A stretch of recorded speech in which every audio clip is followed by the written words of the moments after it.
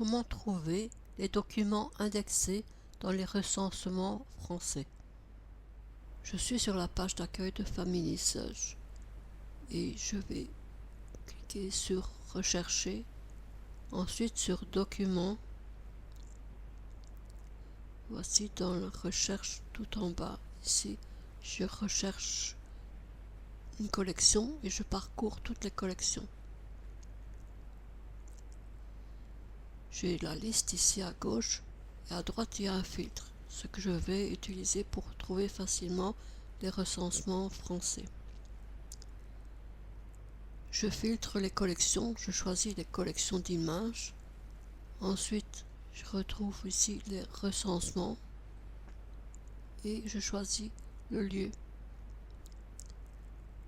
la région, l'Europe et ensuite le pays, la France. Je retrouve ici toute la collection des recensements avec le titre, les documents. Ce sont les documents indexés et non pas la quantité de documents qui sont contenus dans la collection d'archives. Ensuite, la dernière mise à jour et vous avez ici l'image. Je vais vous montrer, on passe à la deuxième étape et je retrouve ici, par exemple, je vais rechercher encore un peu plus loin.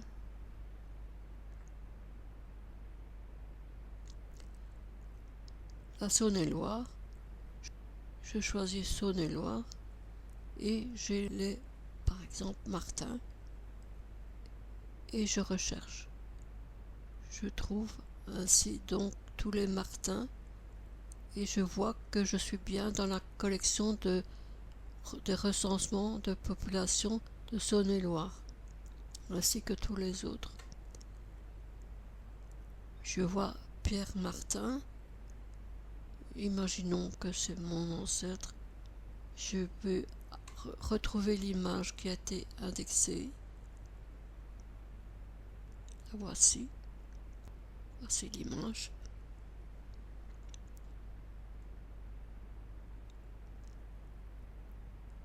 Je vais voir le document ici. Et c'est le document de Pierre Martin qui est bien dans le recensement de Saône-et-Loire. Et je vais voir l'image. Comme je vous l'ai montré, on peut avoir le document entier.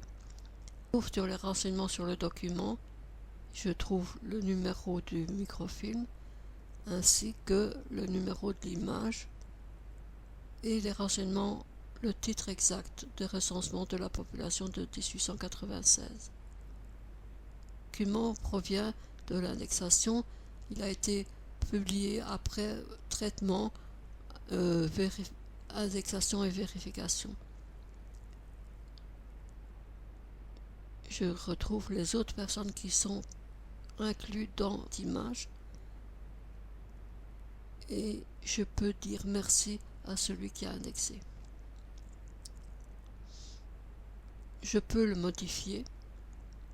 S'il y a une erreur là-dedans, je vais le modifier lorsque cet onglet est en surbrillance. Ce n'est pas toujours le cas pour tout le monde. Ici, je clique ici et je peux modifier le nom, la date, le lieu et le lieu de l'événement original. Donc, si vous trouvez une erreur, la possibilité de changer. Les onglets ici vous permettent d'enregistrer le document dans votre boîte des sources. Si il concerne un de vos ancêtres, copiez cette fiche pour partager avec d'autres personnes.